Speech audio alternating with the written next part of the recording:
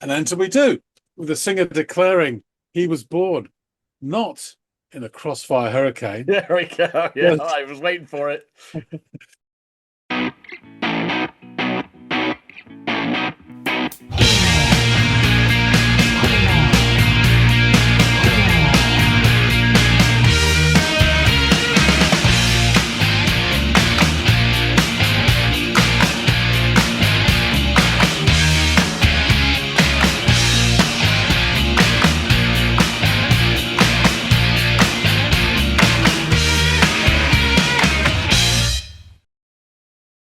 hey, everybody, and welcome to another episode of the Audiophiles. My name's John, his name's Andy.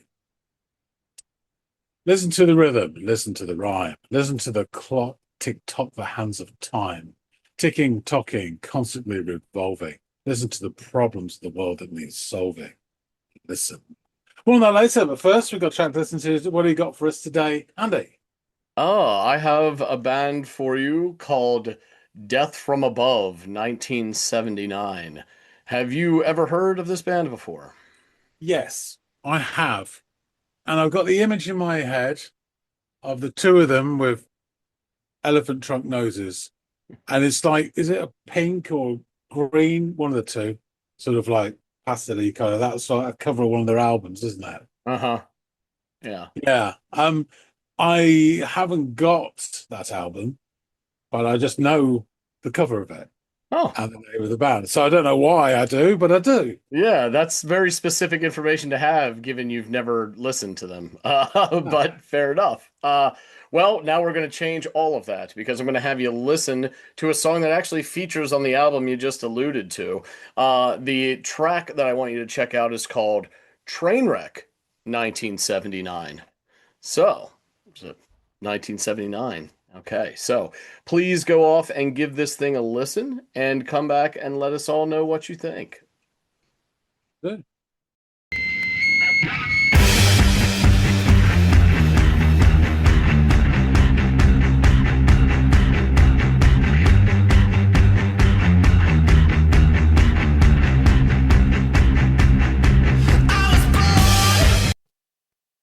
So you get that squeal feedback. I wonder if it's supposed to be like a whistle from a steam train.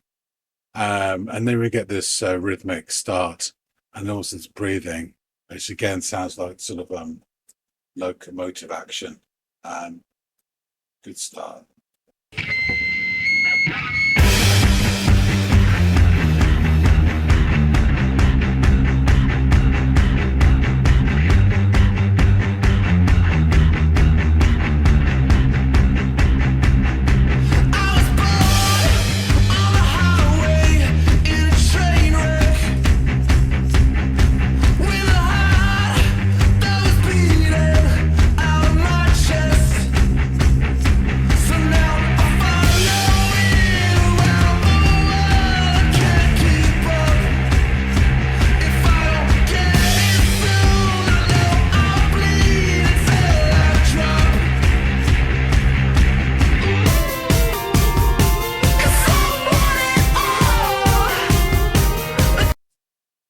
It's a short song, so I will go back. Really odd there. So yeah, so I was born and on a highway and this train wreck, and then you mentioned about his heart beating, and again the drums are sounding very much like both the train wreck or the locomotive action, but also the heartbeat as well. So it's really nice. And then just then it's like someone just flicked a switch from night to day, and that dirty scuzzy bass just dropped immediately, and the drum beat shifted completely to this bright sort of indie poppy dancey type of beat with plenty of hi-hat action as well. Really odd transition. All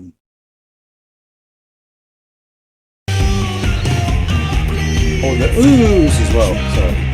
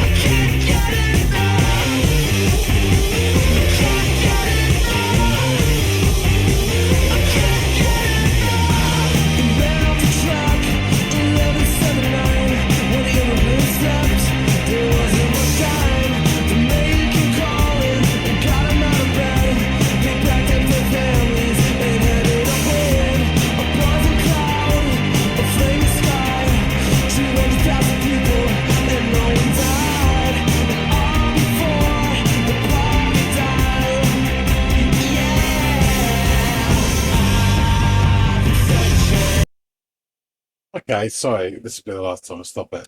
It's really belting along at breakneck speed, isn't it? There's very little time in between any of the different elements. I think that bit just then was like a dirty word, the bridge part.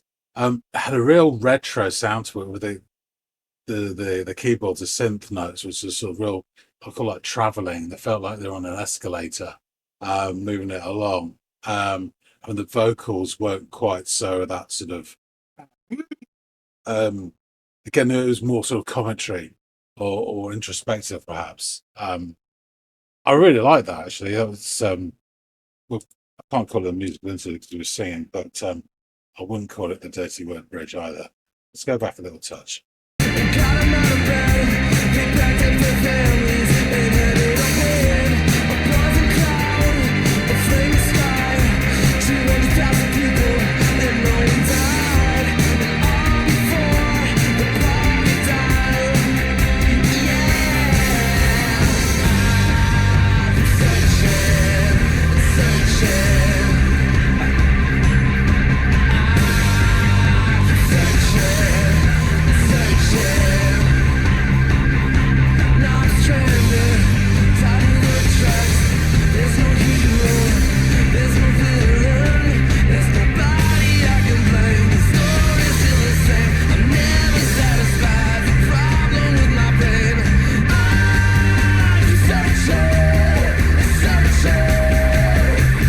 we go.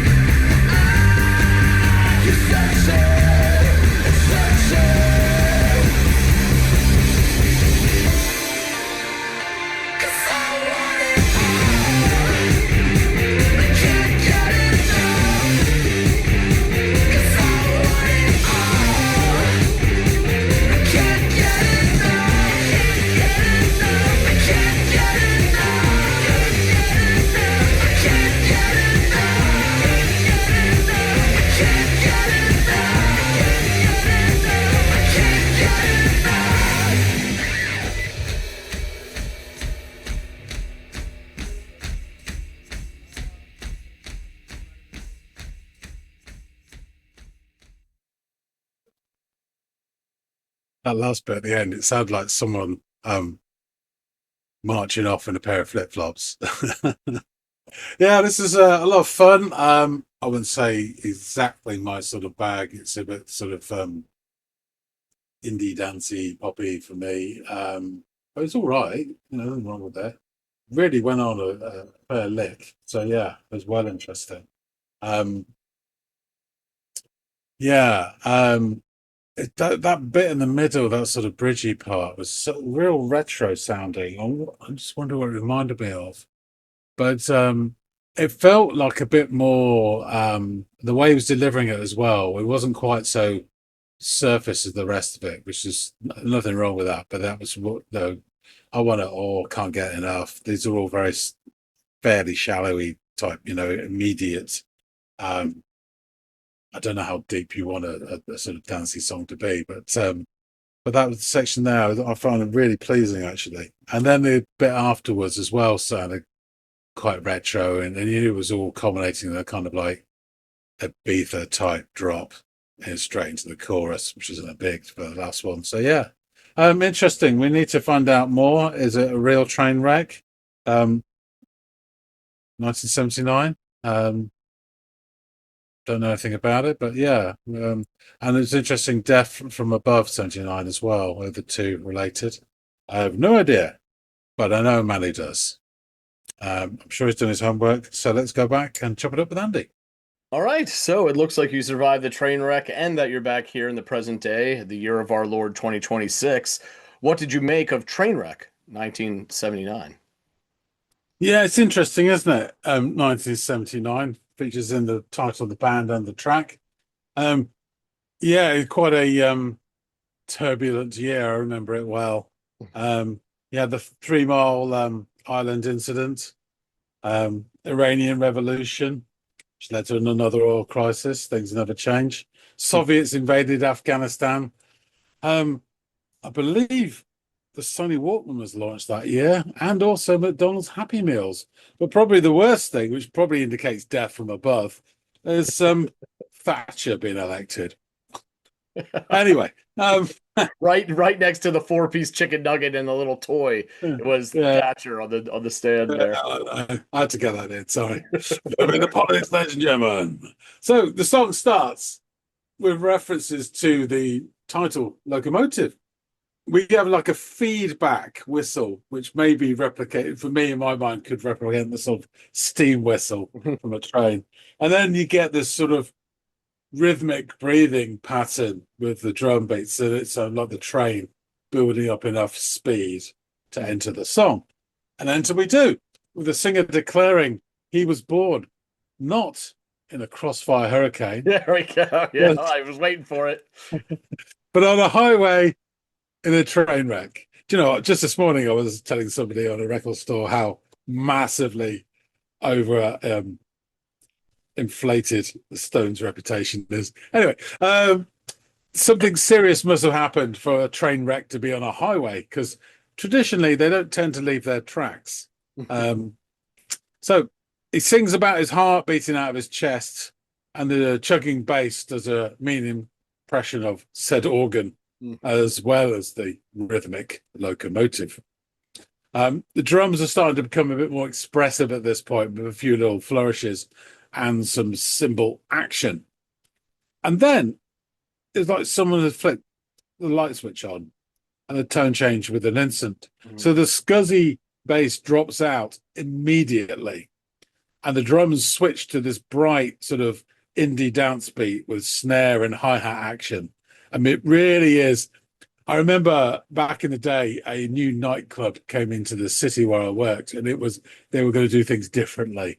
So this nightclub, all the insides, the interior of the club was painted white, and they had lights on the whole time, and it was fucking awful. sounds like a doctor's office or something. It was not a great idea, but anyway, I'm not saying that this wasn't fucking awful or whatever. It's just the difference was just like it was real and instantaneous. It is like strange. someone flicking a light switch on. Yeah.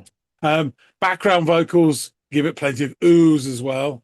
And I think I had a light sprinkling of occasional keyboard notes as well. Yes. I think our man says he wants it all due to the fact he can't get enough. I know the feeling when you've got a hankering for a Chinese takeout, nothing else will do. Yep. And 30 minutes later, you feel the same way again. The lines are repeated with that dirty bass riff coming back in for the second iteration of those two lines. Next verse, I mean, really, they think they're on a limited time schedule here because they really fly through this. Next verse, and there are definitely some keyboard notes that twinkle like fairy lights throughout. And just as I'm thinking this, I hear the words blood and guts. Back into the chorus, but this time it's fully incorporated the bass riff. There's no light switch now, the whole lot's with it. And there are more splashes than SeaWorld on the cymbals. Everything is at breakneck speed. And we're instantly hurled into what I think is the bridge. This has a retro feel to it. You get what I call like traveling synth notes hurry us through. You can imagine some sort of high-speed POV footage to the video at this point. It's the way it feels. No, it's interesting. His voice changes as well. And it's not so affected. And it kind of almost sounds slightly introspective, like, or at least assessing what was going on. I didn't catch the words really, but the feel of it's really interesting. And it reminded me of a song. I can't remember what bloody song it is, but it does have that sort of retro feel to it. It feels a lot different. Really interesting. I actually really enjoyed it. And then we get another retro sounding section where you sing about I'm searching. We get these oscillating notes with the keyboard and real tub thumping drums. And it all sort of climaxes to a massive Ibiza-like drop out down into the chorus again. Oohs are plenty, and the want it alls and the can't get enough start to overlay each other. And you get this, I got this image in my head of people laying down the railway sleepers, but doing it at high speed. And then we finish with a finger squeak on the bass guitar strings, and then the sound of somebody marching off down the hallway in flip-flops. That's what it sounded like to me. So yeah, this was a lot of fun. It wouldn't necessarily be my go-to sort of genre, that sort of indie dancey type stuff.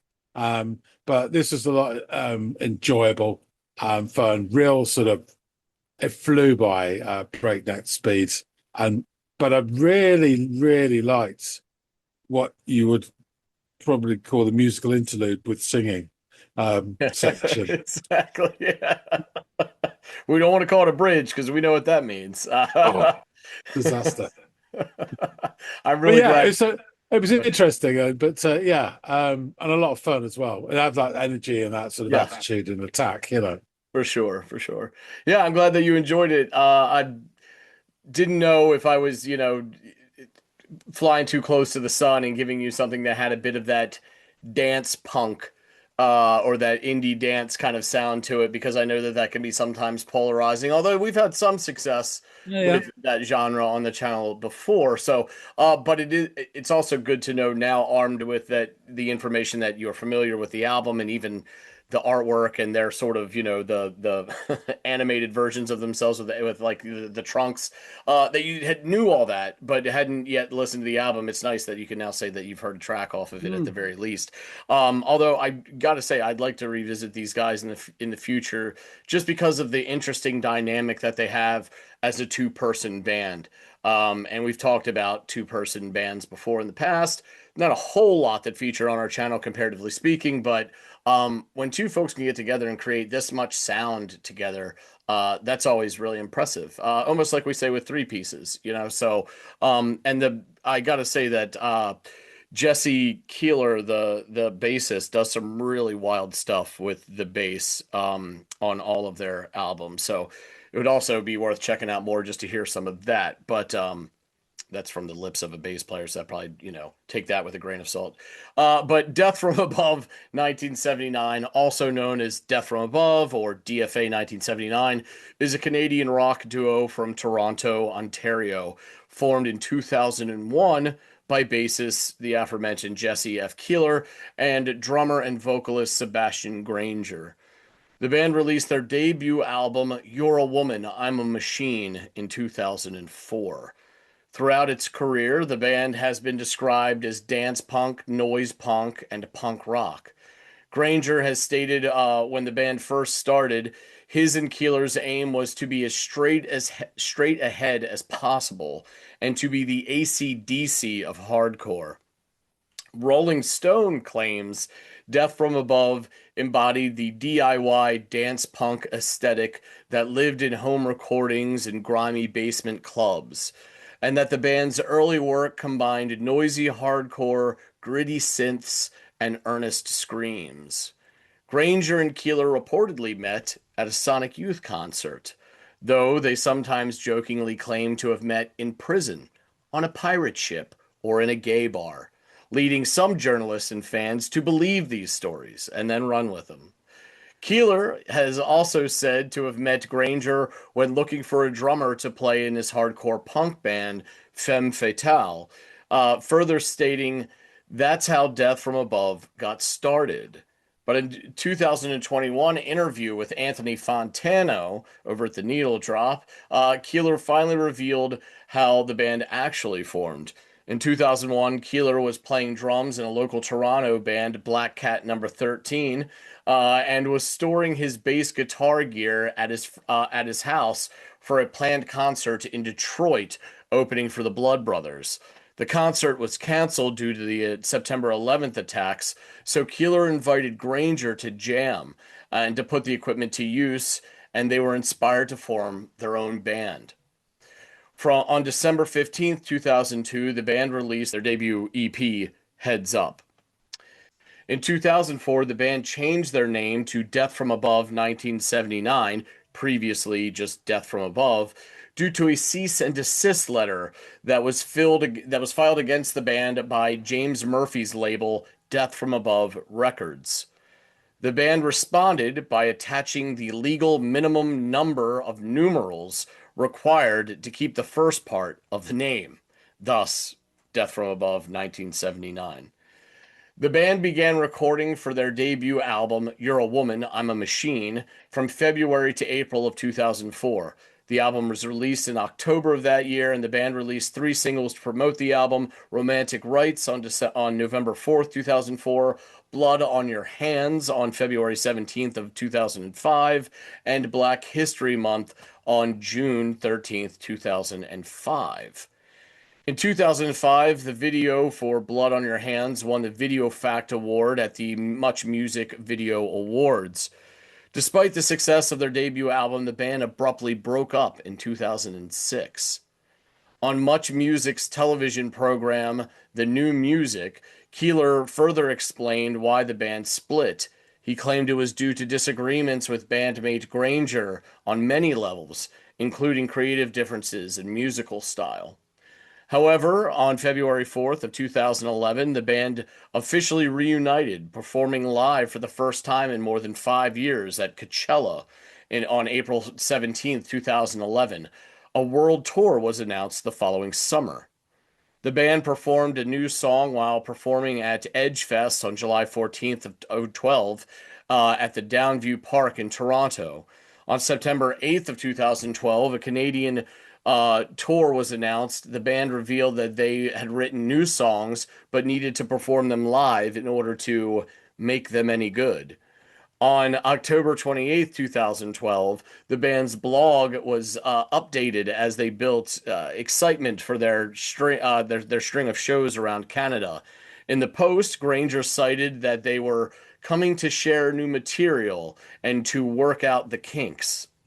The band was originally scheduled to perform at Governor's Ball Music Festival in June 2013, but later announced that they were having unexpected trouble while working on new music and then canceled their appearance. On July 11, 2013, the band confirmed that the new record was in the works on their Facebook page after canceling European shows due to a medical emergency. They did, however, perform at Wakestock Music Festival in August and Rifflandia in September. On July 8th, 2014, the band released a single, Trainwreck 1979, and announced more details of their upcoming studio album. The second single, Government Trash, was released on August 14th. In September, the band released their much anticipated second album, The Physical World, through Last Gang and Warner Brothers Records.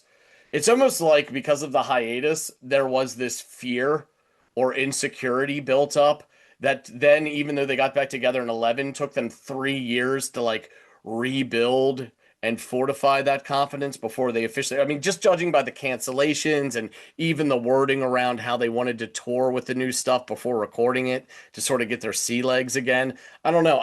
Something tells me they were probably perfectly fine, but they were overthinking it and like maybe worried about reception and this dust gathering of like 7 or 8 years that had taken place. But it's interesting to kind of witness that and parse through it and see if that is sort of this artist's insecurity. Yeah, I think when was that? 2012, did you say? Yeah, from like when they reformed in 11 until 14 Yeah, when the second album finally came out. That's a good 3 years of getting their yeah. bearings. I think it would have been a big deal. And of course, I think what was the total time from when they split to release? What, 7, 8 years? Yeah, 2006 is when they broke up, I believe. So they Yeah. get back to, and 5 years later, or maybe it was 2005 and it was 6 years later, but something to that effect. Yeah. So 8, 9 years before the next release, as it were. Yeah, That almost would 10 have been a years. big. That would have been a big deal. But I mean, nowadays it's not such a big deal. That the gap between releases for bands is can be longer and longer, and they're still going. I think obviously you know COVID had something to do with that as well. That everyone took a gap, but it doesn't seem to be such a big deal if there's a 5 year gap between albums now. Well, I Yeah, think the only it thing was I would all say about with the momentum before. yeah, with the COVID thing, at least you're on the same level playing Yeah, ground as everyone every other is. artist that's releasing Yeah, music in every other genre. But I mean, point still well made. It's just probably you probably feel more on an island when it's this situation. Although I couldn't help but think when you were talking about Harlem, and their gap Yeah, on releases, that this is 9 years. a similar situation, Yeah. which was sort of like a happy accident because I didn't know we were bringing up bands who had a long, pause between albums, such as this and with Harlem. But it But sounds yeah, at least with this like they didn't fuck it up. So, yeah, that's good. exactly, exactly. That's what I was also thinking, but didn't want to be too hard on the boys over there in Harlem. But yeah, then on October 7th of 2014, the band released a documentary, "Life After Death from Above," 1979. The documentary chronicled the history of the band and the reunion and that odd gap that we just discussed. The Physical World was a long listed nominee for the 2015 Polaris Music Prize, and it was named Rock Album of the Year at the 2015 Juno Awards. The album has an aggregate score of 75 out of 100 over at Metacritic and was awarded 4 stars by AllMusic and The Guardian.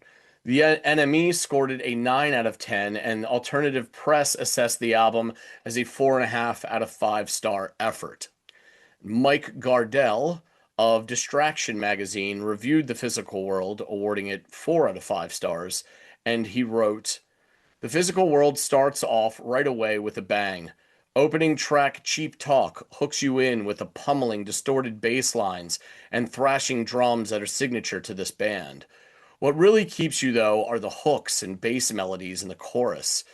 This band has a knack for writing catchy choruses and leads. DFA 1979 takes a slower pace on this album, while the speed and fuzz is right in your face. The intensity has been turned down slightly compared to You're a Woman, I'm a Machine, possibly a sign of the band maturing even after a near 10-year hiatus. But the songs don't fail to catch you. Some of the hooks on this album are the best they've ever written. They aren't relying on the intensity of their sound as much as they're relying on the material they have to keep you around and listening. What really catches the listener most on this album are the vocals and bass leads. The singing has improved tremendously since their debut. Keeler has his most melodic playing on this album. The bass leads on White is Red or Government Trash or title track The Physical World will melt your face with amazement that a bass guitar can sound and play that hard. His playing is a testament that all this band needs are drums and bass, and they manage to sound bigger than most bands with a standard formula: drums, bass, and 2 guitars. DFA 1979 return on a strong note with this album, providing that the band hasn't lost their pace after a 10-year break, and if anything, are back to make a very loud statement to stay. So yeah, the way that this guy approaches the bass in an interesting way is similar to how Jack White approaches the guitar. Let's make this thing sound like myriad different other instruments, sometimes making the guitar sound like a bass. In this case, it's the inverse, where he'll make a bass sound a lot like a guitar. And there's something interesting. Maybe it's the same thing that drew me to Morello when I was a youngster. This ability to take an instrument and really make it sound like something else, while also at times still striking the balance or meeting the expectation of sounding like what it is, but being able to color outside the lines as well using effects and pedals and all this other stuff. It's really interesting. It's another reason why it's fun to watch these guys live, to kind of see him work the bass and the pedal boards and all this stuff. And as I mentioned to you off camera, I was about this close to giving you their live version of this song on the Letterman show to give you that glimpse, but also to let you see Letterman's house band, the Paul Schaefer band, where Paul Schaefer's playing the keys and doing the ooh oohs, and then the horn section comes in and starts popping along with those keynotes, and it just sounds fuller and more fun. And it's at one point you see Keeler look over and just kind of like, wow, like holy shit, I'm playing with Paul Schaefer's band on the Late Show. This is crazy. So it's a lot of fun. If you ever wanted to, anyone out there like this song, you should probably check out that live performance. It's pretty great stuff. So on April 22nd, 2016, the band released a live album, live at Third Man Records, speaking of Jack White, which was recorded in 2015 at Jack White's Third Man Records headquarters in Nashville. Since then, the band has released two more albums, Outrage Is Now in 2017 and Is for Lovers in 2021. Let's jump into these lyrics, John. I was born on a no, you're right. I was born on a highway in a train wreck with a heart that was beaten out of my chest. So now I follow it around the world. I can't keep up. If I don't get it soon, I know I'll bleed until I drop. Because I want it all. I can't get enough. Because I want it all. I can't get enough. There's a darkness and a hollow on the highway. Every cross on the roadside tells a story. So now I follow it around the world. I can't keep up. The story never ends as long as we have blood and guts. Is that by the way, is that a thing over in the UK where people put, I doubt it, but maybe I'm wrong, but where people put crosses on like certain areas of the roadside to like maybe where someone died in a car accident or something like that happened. You'll see that in and around the United States where families will just put a cross in the ground where a tragic car accident occurred.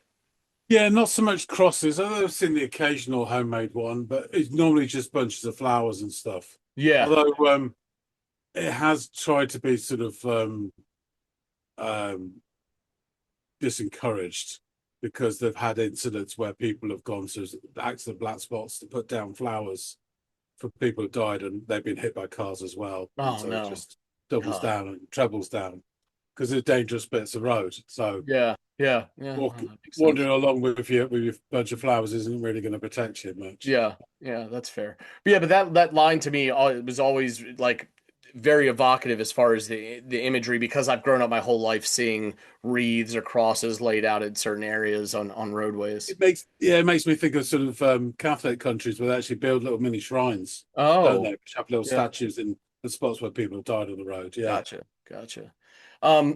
Anyway, proceeding. Because I want it all. I can't get enough. Because I want it all. I can't get enough. Now, this we won't call it the B word, but it is this sort of musical interlude with lyrics. It ran off the track 11:79 while the immigrants slept. There wasn't much time. The mayor came calling and got 'em out of bed. They packed up their families and headed upwind. A poison cloud, a flaming sky, 200,000 people and no one died.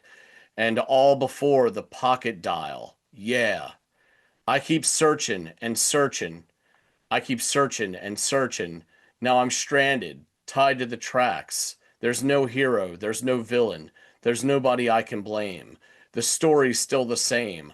I'm never satisfied. It's a problem with my brain. I keep searching and searching. I keep searching and searching because I want it all. I can't get enough because I want it all. I can't get enough. I can't get enough. I can't get enough. I can't get enough. I can't get enough. So yeah, Trainwreck, 1979, is primarily a metaphorical reflection on the infamous 1979 Mississauga train derailment in the band's hometown.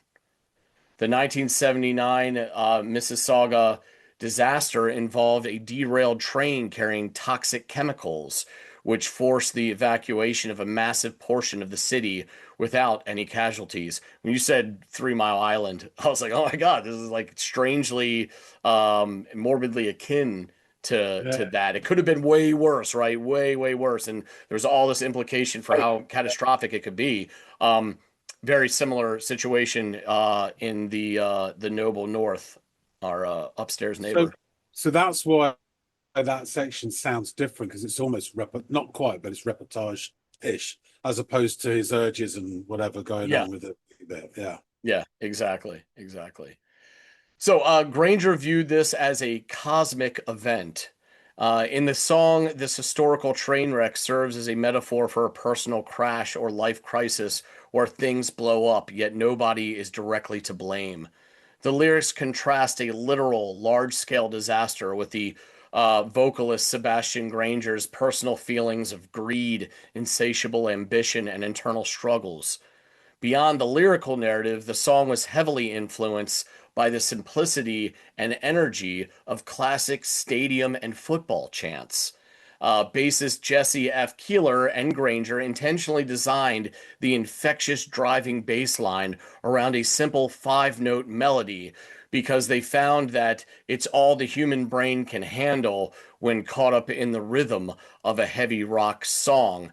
And I couldn't help but instantly go, dun, dun, dun, dun, dun, dun, dun. It's sort of the same like Jack White also because he was mentioned earlier. But I mean, you can't go anywhere without hearing that very simple melody chanted worldwide in all sporting events, whether it's football or football or baseball or any myriad college sports, it's everywhere. So I kind of see where they're coming from. They want to create this fucking earworm that has this epic, join us kind of aesthetic to it, which, I don't know if they were as successful as Jack, but they did a pretty good job with this one nonetheless. So, yeah, glad you gave this one a go. Glad you finally could say you've listened to this album that you were able to describe the visuals of very vividly, though having never heard it before. Yeah, I don't know why that's the case, but I just definitely know the cover. Yeah. A couple of things really interesting. One, particularly in the 80s, the 80s was the decade of disaster. So you had It was the decade of deregulation in the Western world, so of course more disasters would go up when there's less oversight. UK, etc. I mean, you had like King's Cross fire, fire in a tube station is truly horrific. Hell of Free Enterprise, leaving the doors open at the back of a ferry and going out and sinking and people dying, Hmm. and various things. But there was also several, I say several, a few um, high profile and very big train crashes that seemed to happen during that time. And it was interesting. One of them, I don't remember which one it was, but there was a guy in there. He survived that tr train crash in the UK. It was a very big one. And when I started writing online, he was running a group, and he had that kind of unbreakable vibe about him, which meant he was an absolute wanker. Mm, Really rude to everybody because he couldn't give a fuck because he survived a near-death experience. So it just made me think of him and yeah. what a twat he was. And the other thing is the football chants. I mean, it's weird they pick up. There's quite a few. I mean, there's a lot of chants in this country. Of Every course. different team's got like a myriad of them. They pick out quite old-fashioned sort of songs or melodies as well, Yeah. and they must get little committees in the pub to work them out. Because some of them are quite complex. Some of them really disgustingly offensive as well, which is all good stuff.